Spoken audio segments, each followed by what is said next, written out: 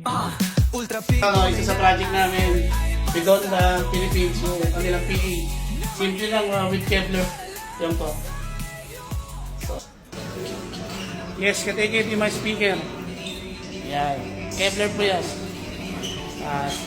Wall mount speaker. Malakas yan. Yan. Yan.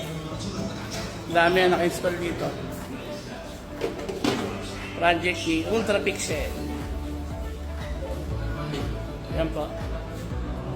Yan. That's a Kevlar wall mount speaker. Up to 150 watts. So kung pang